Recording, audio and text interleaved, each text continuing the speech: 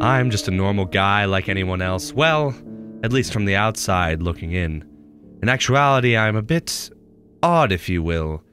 Let's just say I take enjoyment in something most would find quite strange, and I must hide my queer hobby from others. At night, when my roommate is deep into a discussion with his girlfriend, I leave under the guise of finding a quiet place to study. And in actuality, I go to my car and I drive off to the local grocer. It is the only place that I can just partake in my strange indulgence.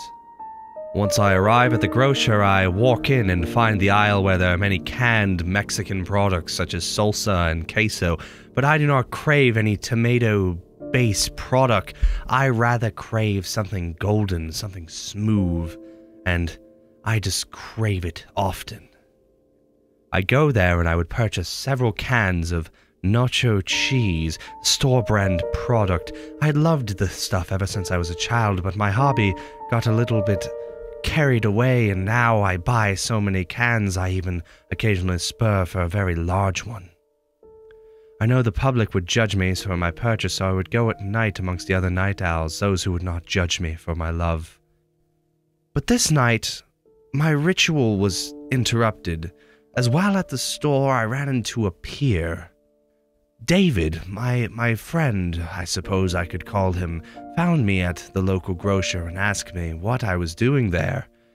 I quickly had to think of some form of excuse, and I just needed him to get away from me. I managed to tell him something enough to satisfy his need for knowledge and began to quickly pace into the store. I rushed to the back aisle and attempted to find my can of gold. I considered for a moment getting the Big Bertha, the large can, but no, I hesitated. I could not do it. There was too much risk upon this night. I went to the self-checkout in an attempt to hide my purchase from any possible suitors, but no one had followed me that far, so I quickly exited the store and tried to get back to my car. Once there, I opened the can and began to indulge in its innards. I was consuming them just so heartily, and they were getting all over my face, but then, all of a sudden, trouble struck. There was a knocking at my window. It was David. He, for some reason, was still at my car, and what happened next, I could not have guessed.